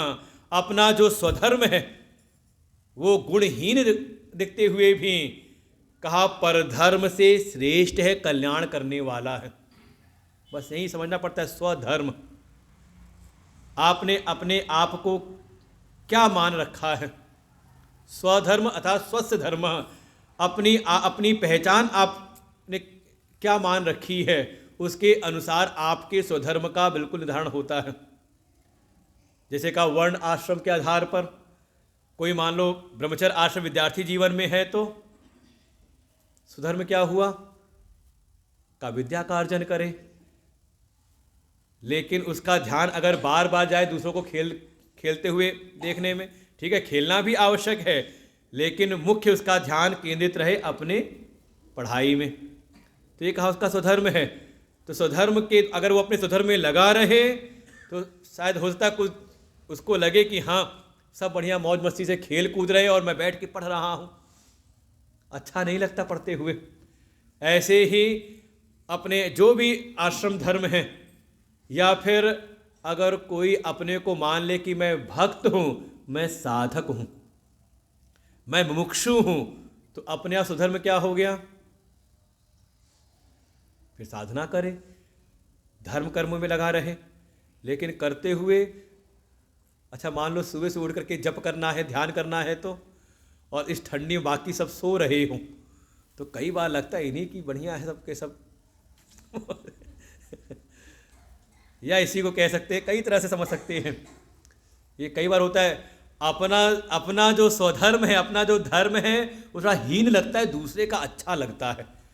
थोड़ी सी जीवन में प्रतिकूलता है। कोई सन्यासी महात्मा को देख लिया, हाँ वो अखंडानंद जी ने सुनाया एक समय, पूज्यपाद स्वामी अखंडानंद जी के पास कुछ लोग गए, वो शादी का निमंत्रण पत्र लेकर के कि गुरु जी हमारे पुत्र के विवाह में आइएगा, पुत्र वधू को आशीर्वाद दीजिएगा। उन्होंने कहा मुझको मत बुलाओ, बिना मतलब मुझको क्यों क्या कर फायदा लेके जाने का, वहाँ का माहौल अलग होगा, अलग तरह का वहाँ रजोगुणी माहौल होगा। मैं साधु सन्यासी, पता नहीं वहाँ जाऊँ और वहाँ के माहौल में देख के मेरा मन भटक जाए तो, रजोगुणी माहौल देख करके कि ये घर गृहस्थियों का ही जीवन कितना अच्छा है। गृहस्थो सरसो लोकः पुत्र पौत्र समन्वितः, जहाँ पुत्र पौत्र अपने लोग होते हैं, कितना सरस है, देखो सब नाच गा रहे हैं, बढ़िया मज़े में हैं, यही अच्छा है। और मेरा मन भटक गया तो सबने कहा अरे नहीं गुरुजी, आप तो परम सिद्ध महापुरुष हैं, आप कहाँ, ऐसा कुछ आपके जीवन में होने वाला नहीं। उन्होंने कहा फिर भी बुलाना ठीक नहीं। कहा क्यों? कहा मान लो मेरा मन पक्का है, मेरा मन ना भटके, लेकिन मैं वहाँ जाऊँ तुम्हारे निमंत्रण पर, और मैं जैसे ही वहाँ पहुँचूंगा तुम सबका ध्यान मेरी ओर आ जाएगा। जो सबके सब अभी दूल्हा दुल्हन को स्टेज पर देख रहे थे, सब उनको घेरे खड़े थे, सब उनकी फ़ोटो लेने में लगे थे, अचानक मैं वहाँ पे पहुँचूँ तो सबके सब उनको छोड़ के कहाँ जाएंगे? अरे गुरुजी आ गए, गुरुजी को कुछ खिलाओ पिलाओ, गुरुजी को बैठाओ।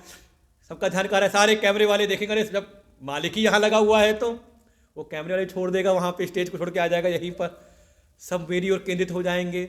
तो बेचारा एक दिन का दूल्हा, उसके मन में आ जाए कि मुझसे अच्छा तो इन्हीं का जीवन है। जहाँ जाते हैं वहीं सबका आकर्षण खींच लेते हैं, और उसके मन में आ गया तो इन्हीं का धर्म अच्छा है, सन्यासियों का जीवन अच्छा है। तो ऐसे कई बार अपना कहीं ना कहीं कुछ प्रतिकूलता आई जीवन में, लगा कि इससे अच्छा तो है दूसरे का धर्म, या कई बार आजकल है धर्म परिवर्तन वाला, दूसरे का धर्म देख करके बिल्कुल जिसका ना कुछ अता ना पता कुछ हो, बस थोड़ा सा कुछ उसमें अच्छाई देखी और हम लालायित हो पड़ते उस दूसरे धर्म को अपनाने के लिए। भगवान कह रहे हैं अपने स्वधर्म में गुणहीनता दिखते हुए भी कहा पर धर्म से वो ज़्यादा श्रेष्ठ है, वो कल्याणकारी है, इसलिए अपने स्वधर्म में मर जाना भी वो श्रेयस्कर है, श्रेय देने वाला है, बशर्ते कोई परधर्म में लगे। परधर्म तो हर प्रकार से भय देने वाला है, जीवन का पतन कराने वाला है। इसलिए बिल्कुल अगर साधक हैं तो साधक भी बिल्कुल निश्चित रहे कि मेरा जो स्वधर्म है वो भले लगे कि हाँ कुछ कष्टकारी है, कुछ अच्छा नहीं लग रहा, फिर भी अपने स्वधर्म पे लगा रहे। इस प्रकार से भगवान ने उपदेश दे करके भगवान थोड़ा शांत हुए। लेकिन अर्जुन के मन में एक शंका उत्पन्न हुई, प्रभु आपकी सारी बात ठीक है, सब हम बार बार सुनते हैं, अच्छा लगता है सुन करके, लेकिन सुनने के बाद भी, जानने के बाद भी ऐसा लगता है जैसे कोई भीतर बैठ करके हमको बलात् वहां लगा देता है जहां हमें नहीं लगना चाहिए। 36वें श्लोक में प्रश्न किया है अर्जुन ने। अर्जुन उवाच अथ केन प्रयुक्तोऽयं पापं चरति पूरुषः अनिच्छन्नपि वाष्णेय बलादिव नियोजितः। कहता है प्रभु ये सब तो ठीक है, लेकिन आप बता, मेरे मन में एक बात है, आप अब मुझको ये बताइए कि सब कुछ जानने के बाद मेरी अपनी इच्छा नहीं है, अनिच्छन्नपि मेरी इच्छा नहीं होती,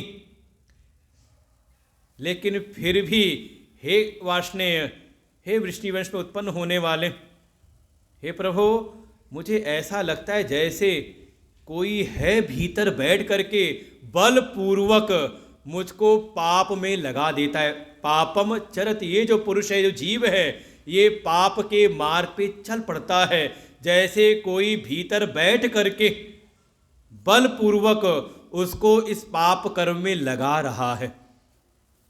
हे प्रभु आप यही बताओ केन प्रयुक्तोयम, वो किसके द्वारा, कौन ऐसा है भीतर जो बैठा हुआ है जो उसको बार बार बलपूर्वक न चाहते हुए, उसकी इच्छा नहीं है। भाई हमारी इच्छा नहीं है कि झूठ बोलें, लेकिन मौका आया तो, जानते हैं झूठ बोलना गलत है, लेकिन मौका आया तो बोल पड़े। लगता है जैसे कोई ज़बरदस्ती भीतर बैठा के बोलवा रहा है, इच्छा ना होते हुए भी। चोर जानता है कि चोरी करना गलत है, लेकिन मौका मिल जाए तो कहे चोर चोरी से जाए पर हेरा फेरी से ना जाए। कौन ऐसा है, क्या कोई ऐसा प्रधान देवता कोई भीतर है क्या, कोई बैठा हुआ जो बलपूर्वक उसे लगा दे रहा है। ये बात कभी दुर्योधन ने कही अपने आचार्य से कि मैं जानता हूँ कि जानामि धर्मम न च मे प्रवृत्ति, जानामि अधर्मम न च मे निवृत्ति। मैं जानता हूँ कि धर्म क्या है, लेकिन धर्म मेरी प्रवृत्ति नहीं होती। और मैं जानता हूँ कि अधर्म क्या है, लेकिन उससे मैं निवृत्त नहीं हो पाता। कौन है ऐसा? क्या कोई ऐसा केनापि देवेन, लगता है कोई देवता बैठ करके हमें इच्छा ना होते हुए भी उन कार्यों में लगा दे रहा है। और देखिए पूरे जीवन में चलता है, पूरी दिनचर्या में ये, जानते हुए भी कि हमें ये कार्य करना है, लेकिन मौके पर हम अनावश्यक कार्यों में उलझे रहते हैं और पूरा दिन बीत जाता है। शाम को सोचते हैं अरे ये काम रह गया, ये काम रह गया। जो काम करना था उसमें मन लगा नहीं, और जो बिना काम के कार्य थे, अनावश्यक कार्य थे, पूरा दिन उसी में निकल गया। तो कौन है ऐसा जो लगा दे रहा है हमें? भगवान उत्तर देते हैं। श्री भगवान उवाच काम एष क्रोध एष रजो गुण समुद्भवः महाशनो महापाप्मा विद्येनम् इह वैरिणम् धूमेनाव्रियते वह्नि यथादर्शो मलेन च यथोल्बेनावृतो गर्भः तथा तेनेदमावृतम् आवृतं ज्ञानमेतेन ज्ञानिनो नित्यवैरिणा कामरूपेण कौन्तेय दुष्पूरेणानलेन च। भगवान कहते हैं ये कोई और नहीं, ये हमारे भीतर की कामना है। काम एष क्रोध एष है एक ही काम, कामना। जो प्रारंभ में याद हो कहा था ना कि दो प्रकार की निष्ठाएं कही थी, दो प्रकार के अधिकारियों के लिए। एक जो है जिसने गुरुकुल में जा करके गुरु आश्रम में रह के साधना ज्ञान प्राप्त किया, और ज्ञान प्राप्त करते ही, प्रारंभिक ज्ञान शिक्षा प्राप्त करते ही पूर्व की साधना के परिणाम स्वरूप अभी संसार की उसके भीतर वासनाएं जगी नहीं, संसार की कोई इच्छा कामना नहीं। ऐसा जो विवेकी है, कहा उसके लिए सीधे ज्ञान निष्ठा की बात कही थी। लेकिन दूसरा जो है, कहा जिसके भीतर अभी संसार के विषयों की कामना है, विषय वासना जिसके भीतर भरी पड़ी है, उसके लिए कहा था कर्म की साधना, कर्म के मार्ग में उसी को तो लगाया था। तो भगवान कह रहे हैं ये जो भीतर कामनाएं हैं, ये जो काम भीतर बैठा हुआ है वही ही है। और वही जब काम जब बाधित होता है तो वही रूप ले लेता है क्रोध का। इसलिए दो नहीं है, एक ही, लेकिन समय आने पर वो दूसरा रूप भी प्रकट कर लेता है। इसलिए एक वचन में काम एष क्रोध एष, वो कोई और नहीं, भीतर का काम ही है, कामनाएं ही हैं, वही हमें प्रयुक्त करती हैं न चाहते हुए भी। रजोगुण समुद्भव, जो उत्पन्न दो भाव यहाँ पर हैं इसके, ये काम के एक भाव तो ये है, ये काम ही है जो हमें न चाहते हुए भी प्रयुक्त लगा देता है पाप कर्मों में। और जब ये आता है काम तो ये रजोगुण को उत्पन्न कर देता है। और कई बार ये भी कहते हैं कि रजोगुण है तो कहा वो काम को भी उत्पन्न कर देते हैं। रजोगुण समुद्भव, और भीतर एक बार काम आ जाए, कामना आ जाए, तो आप शांति से बैठ नहीं सकते। वो तुरंत रजोगुण को उत्पन्न करेगा और आपको कर्मों में लगा देगा। कैसा है ये काम? कहा महाशनो, का ये बहुत खाने वाला है। कामनाएं कभी भोग से, कामनाओं से पूरी नहीं होती। एक कामना पूरी है तो हुई तो कब जिमि प्रतिलाभ लोभ अधिकाय, केवल क्रोध ही नहीं, कहा लोभ को भी प्रकट करता है। एक कामना पूरी हो तो और लोभ को प्रकट करता है, और करते करते तृष्णा का रूप ले लेता है। और तृष्णा न जीर्णा वयमेव जीर्णा। ये तृष्णा कभी शांत होती नहीं, बल्कि तृष्णा को शांत करते करते शांत करने वाला ही शांत हो जाता है।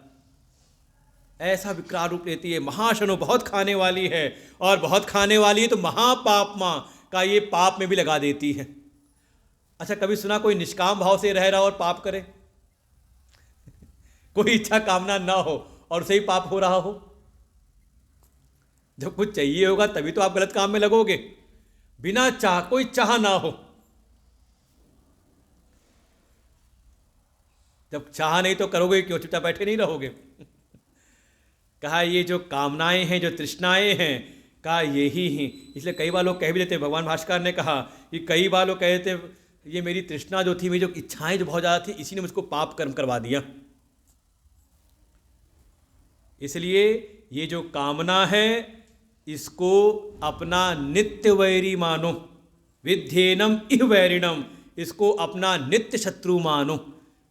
साधक के लिए कहा ये शत्रु ही है, कामना के वश में ना आए। इसलिए भगवान की एक लीला है, एक दैत्य आया था तृणावर्त, वो कहते हैं कामनाओं का आवेग सबको उड़ा ले जाता है, भगवान को उड़ा ले जाता है। और भगवान उस समय हो गए बिल्कुल भारी, कि उसको भी लगा कि जैसे कोई पहाड़ उठा लिया हो मैंने काला काला। छोड़ने का प्रयास करता है, लेकिन भगवान ने पकड़ ली गर्दन, उसका गोविंदाय नमो नमः किया। भगवान कहते हैं कामनाओं के वश में ना आए। ये कामनाएं सबसे बड़ी दुश्मन है एक साधक के लिए, एक भक्त के लिए। जब कामनाओं का आवेग आए तो अपने जीवन को थोड़ा भारी बना दें, उसको टाल दें। ठीक है, करना तो है लेकिन बाद में करेंगे। तो करती क्या, किस प्रकार से शत्रु हैं? कहा ये आवृत करती, आवरण डालती हैं। कैसे? कहा जैसे अग्नि से उत्पन्न होने वाला धुआं है, कहा वो अग्नि को ही आवृत ढक लेता है। जिन्होंने चूल्हा वूल्हा जलाया होगा उनको अनुभव होगा, या ठंडी में आग जला रहे होंगे तो। कहा जैसे धुआं अग्नि को ढक लेता है। फिर कहा जैसे दर्पण को मिट्टी ढक देती, मल ढक देता है। यथादर्शो मलिन च, कुछ दिन हम घर से छोड़ के चले गए बाहर तो एक परत जम जाती है शीशे के ऊपर, दर्पण के ऊपर।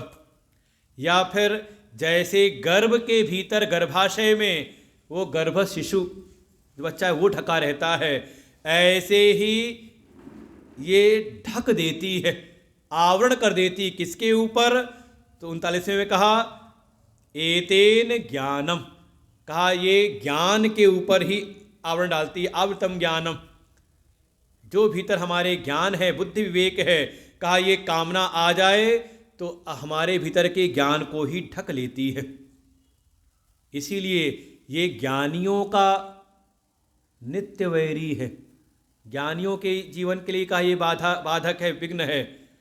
कहा बाकी के लिए, कहा बाकी जो अज्ञान पड़ा हुआ वो तो इसको अपना मित्र मानता है कि नहीं मानते? अरे कितनी बार उसकी महिमा मनन करते देखा, अपनी महिमा मनन करते हैं।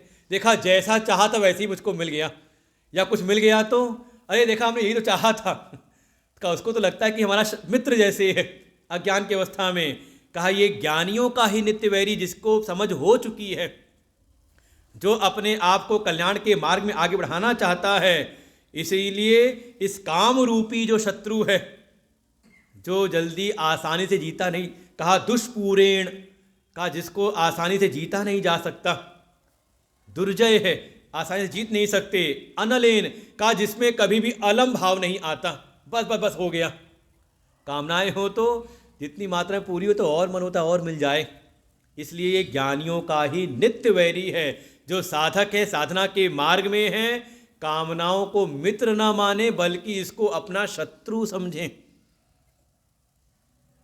और इसके नाश के लिए कार्य करें। तो अर्जुन के मन में जैसे भाव आया हो तो आप यही बताओ ये कामनाएं रहती कहाँ हैं? भाई इनका अधिष्ठान पता चल जाए तो, इनका ठिकाना पता चल जाए तो वहीं पे बम गिरा दें, इनको ख़त्म कर दें। तो इस आशंका को भांप करके भगवान इनका स्थान बताते हैं, कामनाएं रहती कहाँ हैं और कैसे इन पर विजय पानी है। लास्ट के 4 श्लोक एक प्रकार से अब ये अगले अध्याय की संगति रूप में भी हैं। इंद्रियाणि मनो बुद्धि अस्याधिष्ठानमुच्यते एतैर्विमोहयत्येष ज्ञानमावृत्य देहिनम् तस्मात् त्वमिन्द्रियाण्यादौ नियम्य भरतर्षभ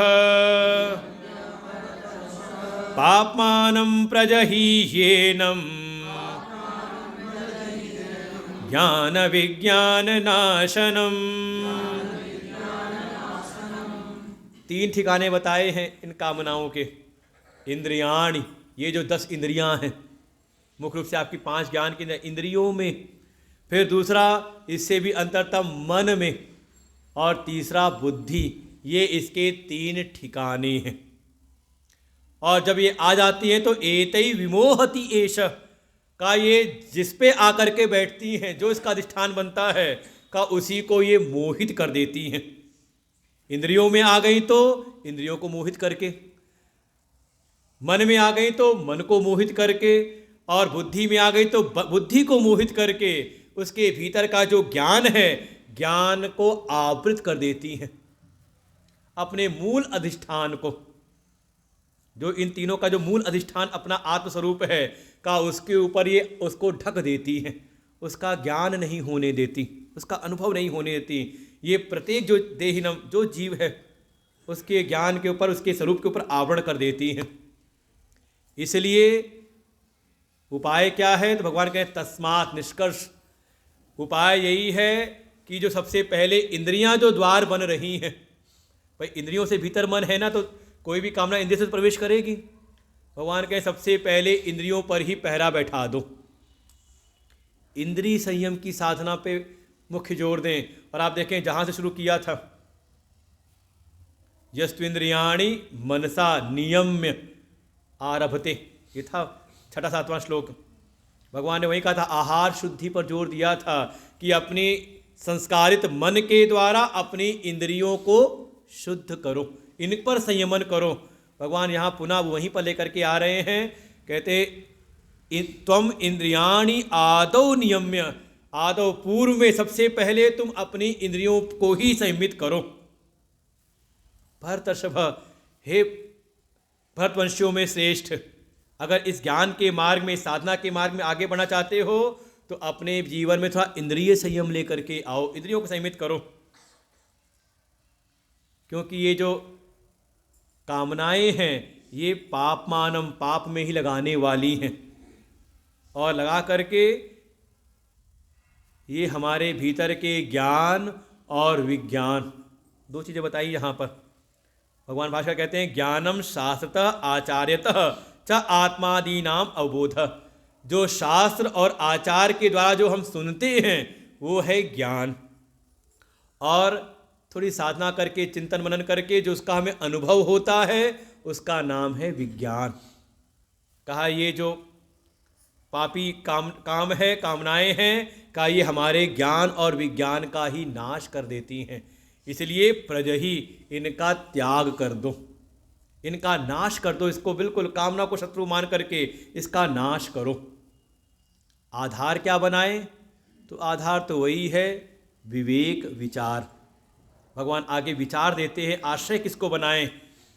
का बिना ज्ञान के, इंद्रियों के स्तर पर ये संयमन करके प्रारंभिक कुछ हद तक तो कामनाओं का नाश हो सकता है, लेकिन जो भीतर बुद्धि में कई जन्मों के संस्कार वशात जो बुद्धि में रस बुद्धि बैठी पड़ी है, वो कहा वो बिना आत्मज्ञान के, जो परम रस स्वरूप अपना आत्मस्वरूप है, बिना उसके ज्ञान के वो रस बुद्धि मिट नहीं सकती।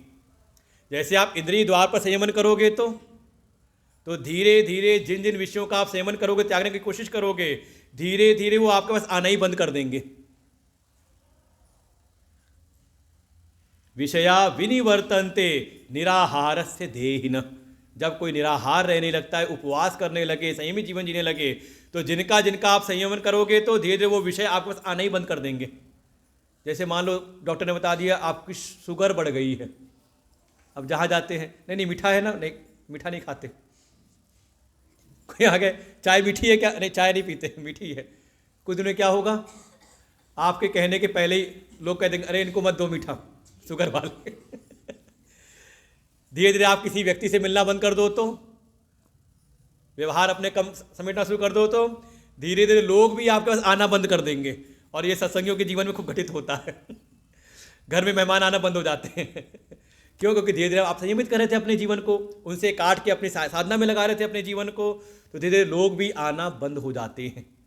लेकिन उसके बाद भी रसवर्जम रसो अपि अस्य, जिन जिन विषयों का आप त्याग कर रहे थे उसमें जो रस बुद्धि बनी हुई थी, ये जो व्यसनी है ना, जो व्यसन करते हैं, उनको अनुभव काफ़ी अच्छा होता है। एक मन कहता है कि नहीं नहीं, धूम्रपान करना गलत है, छोड़ देते हैं, छोड़ दिया हमने, मद्यपान करना गलत है, लेकिन अगली कहीं ना कहीं भीतर ही एक रहता है, लेकिन मज़ा तो आता था। है तो नहीं कोई अनुभवी? कोई भी आपने चीज़ अगर त्यागी हो तो मन में लगता है नहीं, मज़ा तो आता था जा करके वहाँ। क्या है? ये जो रस बुद्धि पड़ी हुई है, कहा ये तो मिटती है परम स्वरूप के ज्ञान की। इसलिए भगवान ने कड़ी दी यहाँ पर, अब विचार करो। पहुँचाना क्योंकि सांख्य योग में ही है, साधन है कर्मयोग। कर्मयोग के द्वारा पहुँचाना कहाँ है? भगवान आखिरी में उसको पुनः स्थापित करते हैं 2 श्लोकों में, और ये हमारे उपनिषद के मंत्र हैं, कठोपनिषद के ही। इंद्रियाणि पराण्याहु इंद्रियेभ्यः परं मनः, मनसस्तु परा बुद्धि, यो बुद्धे परतस्तु सः, एवं बुद्धे परं बुद्ध्वा संस्तभ्यात्मानमात्मना, जहि शत्रुं महाबाहो कामरूपं दुरासदम्। ओम तत्सदिति। श्रीमद्भगवद्गीतासु उपनिषत्सु ब्रह्म विद्यायां योगशास्त्रे श्रीकृष्णार्जुन संवादे कर्मयोगो नाम तृतीयोऽध्यायः। भगवान ने आखिर के 2 श्लोकों में आधार बनाया कैसे इन कामनाओं पर विजय पानी है। प्रारंभ तो साधना में थोड़ा मन पर संयम करें, अपनी इंद्रियों पर संयमित करें, कहा यह प्रारंभिक साधना है, लेकिन इसके द्वारा ही समस्त प्रकार से संपूर्ण रूप में कामनाओं पर विजय प्राप्त नहीं की जा सकती। क्योंकि जो भीतर रस बुद्धि बैठी, पूर्व के संस्कार बैठे हुए हैं, वो पुनः पुनः आपको उनमें लगा देंगे। वो तो समाप्त तभी होगा जब परम तत्व का आपको बोध होगा। इसलिए कर्म की साधना करते करते उस ज्ञान की ओर दृष्टि बनी रहे। एक विचार दिया कि ये जो बाहर जगत के जो विषय हैं, जो स्थूल देह आदि जो विषय हैं, उनसे श्रेष्ठ हैं इंद्रियां। समझे? अच्छा, विषय कीमती है बाहर वाला या इंद्रियां, या स्थूल देह कीमती है, या इसमें जो सूक्ष्म इंद्रियां हैं क्या कीमती हैं? इंद्रियां कीमती हैं। तो इसका ध्यान रखते हुए तो वे कह रहे इंद्रियाणि पराण्यहाउ, ये बाहर के जो स्थूल विषय हैं, जो स्थूल देह है, इससे पर है, श्रेष्ठ है इंद्रियां। पर कहने का भाव भगवान कहते हैं सौक्ष्म्यांतर स्थत्व व्यापित्वाद, सूक्ष्म, अंतरतम और व्याप्त, व्यापकता के रूप में। इस देह से जो इंद्रियां हैं ज़्यादा सूक्ष्म, ये आँख, ये नेत्र इंद्रिय नहीं है, बल्कि इसके भीतर जो देखने की जो सामर्थ्य है वो इंद्रिय है। का स्थूल देह से, स्थूल पदार्थों से इंद्रियां सूक्ष्म हैं, अंतरतम हैं और व्याप्त की हुई हैं। एक ही नेत्र से कई सारे रंगों का ज्ञान होता है, सब में व्याप्त करती हैं। फिर ऐसे ही इन इंद्रियों से भी पर है अपना मन। इंद्रियेभ्यः परम मनः, इंद्रिय, हर एक इंद्रिय से एक विषय का ज्ञान होता है, लेकिन मन के द्वारा कहा सभी विषयों का ज्ञान। अगर मन ना हो तो, जैसे कहते हैं कई बार सामने कोई वस्तु दिखती नहीं, क्यों? मन कहीं और है। या मान लो सत्संग में बैठे हो और मन चला जाए कहीं और, तो क्या सत्संग में सुनाया गया उस पर कुछ पता चलता नहीं। का बिना मन के इंद्रियां कार्य नहीं करती। गो गोचर जहन लग मन जाई, मन जिसके साथ जाता है उसका है। तो इसलिए इंद्रियों से भी सूक्ष्म, इंद्रियों से भी अंतरतम, इंद्रियों से भी परे का अपना मन है जो सारी इंद्रियों को व्याप्त किए रहता है। ये क्रमशः है, साधना का मार्ग है, ध्यान का मार्ग भीतर जाने का। कहते हैं दृश्य को देख के उसके दृष्टा की ओर पहुंचना। ये पूरा ग्रंथि है दिग्दृश्य विवेक, इसी चीज को लेकर के।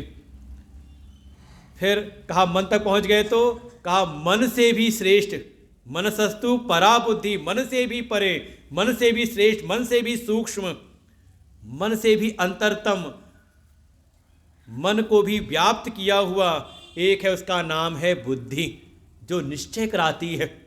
मन में तो संकल्प विकल्प है, ये करूं या ये करूं, संशय आता है, संदेह आता है, लेकिन बुद्धि में ज्ञान हुआ तो बिल्कुल निश्चय पक्का हो जाता है। ऐसी बुद्धि उससे भी श्रेष्ठ है। थोड़ा भीतर प्रवेश करे।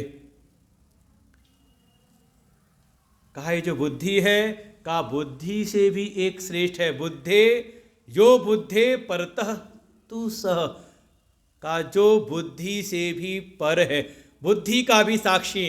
बुद्धि, मन, इंद्रियां और बाहर के विषय तो दृश्य हैं, इनका भी जो अंतरतम है, इन सबको जो व्याप्त किए रहता है, इन सब का जो साक्षी, इन सब का जो दृष्टा, कहा वो अपना आत्मा। वहां तक पहुंच प्रवेश करो, उसको जानो। एवं बुद्धे परम बुद्ध्वा, इस प्रकार बुद्धि आदि जो भी दृश्य दिखाई दे रहे हैं, इनका भी जो भीतर अंतरतम है, इनसे भी जो श्रेष्ठ है, परम बुद्ध्वा, उसको जान करके आत्मा के द्वारा आत्मा में ही स्तंभित हो जाए। आत्मा जहाँ जो एक दो है, संस्तभ्य आत्मानम आत्मना, अपनी आत्मा में आत्मा के द्वारा। तो आत्मा के द्वारा तो कहा संस्कृतेन मनसा अंतःकरण, संस्कारित मन के द्वारा अपनी आत्मा में स्थित हो जाए। बिल्कुल उस आत्मस्वरूप को जो सबका साक्षी, सर्व साक्षी है, उसको जान करके उसी में बिल्कुल स्तंभित हो जाए, स्थित हो जाए। अभी क्या है, हम स्थित नहीं हो रहे। सुनते मैं आत्मा हूँ, बस सुने और फिर तुरंत बाहर आ गए। का बिल्कुल उसी में निष्ठा हो जाए, उसी में स्थिति हो जाए, और उसमें स्थित हो गए तो का वो अपना आत्मा पूर्ण स्वरूप है, सत स्वरूप है, आनंद स्वरूप है, वही परम रस स्वरूप है। ऐसा जान करके हे महाबाहो, अर्थात जो बिल्कुल प्रयत्नशील है साधना में, ऐसे भगवान कह रहे हे महाबाहो, तुम इस काम रूपी जो शत्रु है, जो जल्दी आसानी से जीता नहीं जा सकता, दुरासदम का, उसका तुम नाश कर दो, जही त्याग कर दो। लेकिन आधार क्या बनेगा, का अपने आत्म स्वरूप में स्थिति अवस्थान। बिना ज्ञान के संपूर्ण रूप में इन कामनाओं का नाश नहीं किया जा सकता। किसी न किसी अंश में, कहीं ना कहीं रस बुद्धि के रूप में ही वो कामनाएं बैठी रहती हैं। इसलिए परम लक्ष्य तो यही है, इस कर्मयोग की साधना के द्वारा अपने हृदय को तैयार करके हम उस परम तत्व में स्थापित हो जाएं। इसके लिए ही कर्मयोग का भगवान ने प्रतिपादन किया। और कर्मयोग मुख्य रूप से जो भगवान ने अंतिम में कहा, मयि सर्वाणि कर्माणि, हम जो कर रहे हैं किसके लिए कर रहे हैं, अपने स्व के लिए कर रहे हैं, तो कहा ये बंधनकारी है। और यहीं परमात्मा की प्रीति के लिए कर्म हो जाएं तो उनमें समर्पित हो जाएं। थोड़ा आधार बनाएं हम सत्संग को, सद्गुरु शरणागति को, किसी संत के आश्रय में रह करके उनसे हम समझें, अपने विवेक को जगाएं कि भगवान को क्या प्रिय है, और उसको प्रयोजन बना करके अपने जीवन में कर्म करें। इसी का नाम है कर्मयोग। ये आपको कर्म बंधनों से, या कैसे तो संसार में जो भी आप कर रहे हो और दुखी हो रहे हो, इन दुखों के बंधन से कहा वो आपको मुक्ति के साधन में ले जाता है। भगवान की कृपा से ये 7 दिवस हम लोगों ने श्रवण किया कर्मयोग का। वास्तव में ये तो हम लोग का रहता है स्वाध्याय का माध्यम आप लोग बनते हो। जैसे कहा ना, प्रयोजन, जिस प्रयोजन के लिए कार्य होता है, आपका कार्य उसी को समर्पित होता है। जैसे सत्संग का प्रयोजन क्या था, अरे 2 जन्मदिन पड़े ना, कल भी था एक आज भी ये तो सत्संग तो टल रहा था, ये अप्रैल में जाता, का ठंडक बहुत है, लेकिन वह कि नहीं, जन्मदिन पड़ रहा है 2 लोगों का, इसी बहाने जन्मदिन भी बन जाएगा। तो ये कार्यक्रम किस लिए समर्पित हुआ, जन्मदिन को आराध्या और आकांक्षा के जन्मदिन को समर्पित हो गया कार्य। ऐसे ही हमारे जीवन में जो भी कर्म हो, किसके लिए हो, भगवत प्रीति के लिए, भगवान किससे प्रसन्न होंगे, यही भक्ति है, यही कर्म योग है। और कुछ विशेष कार्य नहीं, जो कर रहे हो सो करो, तुम्हें निवेदित भोजन करहीं।